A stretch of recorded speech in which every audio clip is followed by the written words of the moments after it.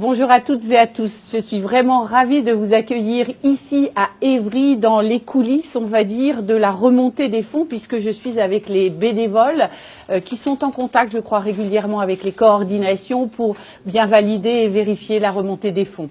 Ravie de vous dire un immense merci pour votre formidable mobilisation dans notre Téléthon 2017. Je sais que le Téléthon n'est pas terminé le soir du 9 décembre. Eh ben non, parce qu'il y a eu d'abord le avant, il y a eu le pendant, parfois un petit peu compliqué pour ce dernier Téléthon par rapport à l'actualité, par rapport aux conditions météo. Et puis il y a forcément la remontée des fonds qui se déroule ensuite, qui a lieu pendant plusieurs semaines. Vous avez vraiment fait un travail extraordinaire sur le terrain, malgré justement ces conditions météo, malgré justement cette actualité particulièrement forte. Vous avez relevé des défis incroyables et je vous propose de les regarder dans un petit best-of.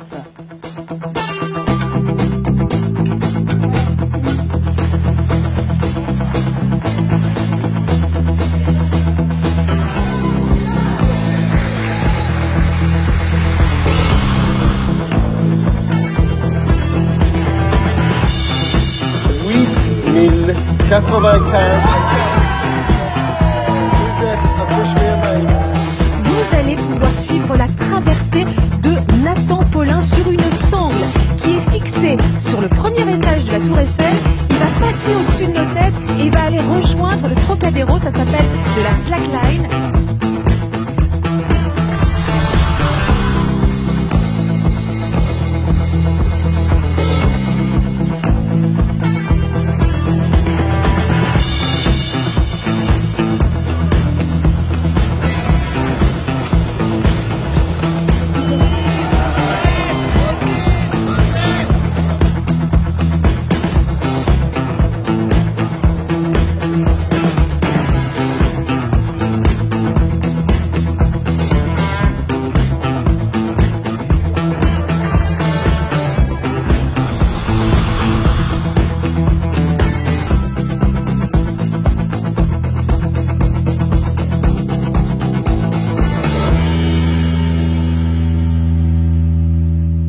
Vous venez de voir évidemment tous les défis que vous avez réalisés sur le terrain, mais vos défis sur le terrain, ça génère évidemment de véritables prouesses scientifiques. Ici, nous sommes dans le laboratoire Généton, laboratoire qui est essentiellement financé grâce à vos manifestations sur le terrain, et plus spécifiquement dans le laboratoire de l'équipe d'Anna Bouche-Bello, qui est directrice de recherche à l'INSERM. Et Anna Bouche-Bello a eu des résultats extraordinaires depuis ces dernières années dans une maladie extrêmement rare, qui est la myopathie myotubulaire, avec le début d'un essai clinique qui a eu lieu il y a quelques semaines de cela. Et Anna Bouche-Bello, vous l'avez peut-être vue sur le plateau du Téléthon. Si vous ne l'avez pas vue, vous allez la voir incessamment sous peu. Et elle était présente aussi avec Caroline Le Guiner, qui a eu des résultats extraordinaires dans la myopathie de Duchenne.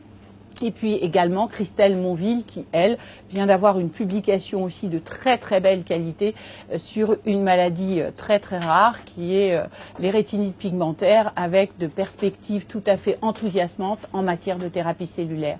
Ces trois chercheuses ont été mises en avant, notamment lors du dernier Téléthon, que ce soit Anna, que ce soit Caroline, que ce soit Christelle, et je vous propose de les regarder en images.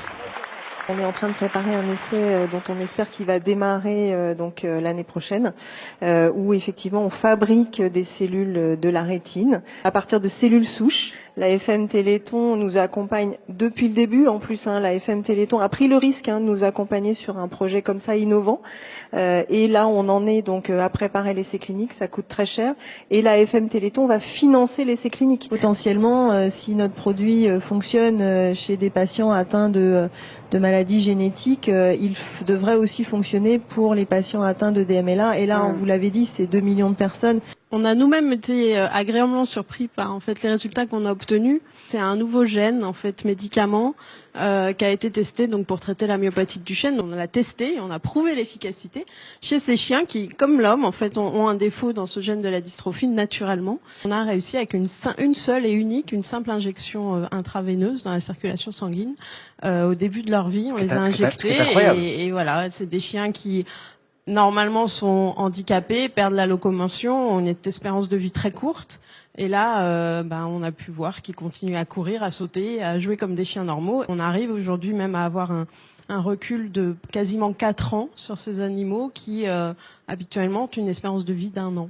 Cette microdystrophine, en théorie, elle pourrait traiter tous les patients atteints de myopathie de Duchenne. Depuis 8 ans, nous travaillons à Généton afin de développer une thérapie génique pour cette maladie. Donc nous avons développé un vecteur médicament capable de transporter une copie saine de gènes défectueux et pouvoir le transporter et le ramener dans les muscles qui en ont besoin. L'essai clinique a commencé fin septembre. Donc voilà, 3 patients ont déjà été traités avec ce vecteur médicament. Vous l'avez vu au travers des 3 histoires scientifiques assez exceptionnelles, les prouesses que mènent ces 3 chercheuses, les défis qui s'ouvrent à nous pour 2018 et pour les années qui viennent sont assez extraordinaires. Tout simplement pourquoi? Parce que nous avons plusieurs dizaines d'essais chez l'homme qui sont engagés, des engagements pluriannuels. Dernière bonne nouvelle, nous venons d'avoir l'autorisation, il y a quelques jours de cela, par l'Agence du médicament, de débuter l'essai chez l'homme dans la maladie de Crigler-Najjar. On vous en avait parlé il y a plus d'1 an de cela. Aujourd'hui, l'essai va pouvoir démarrer grâce à vous. D'autres défis, évidemment, sont à relever parce qu'il y a plusieurs essais, plusieurs dizaines d'essais, comme je vous le disais. Nous avons aussi à convaincre les partenaires du fait qu'ils font un 3e plan national maladies rares, ambitieux, à la hauteur de cet enjeu de santé publique que constituent les maladies rares. Et puis évidemment, ce qu'il nous faut, c'est accompagner les malades et les familles dans leur vie quotidienne, dans leur parcours du combattant. Nous avons pour cela tous les professionnels qui sont à nos côtés, professionnels salariés, professionnels bénévoles, qui donnent le meilleur d'eux-mêmes toute l'année pour réussir évidemment cet accompagnement de grande qualité auprès des malades et des familles. Alors pour tous ces défis que vous nous aidez à relever et à accomplir tous ensemble, nous vous disons un immense merci.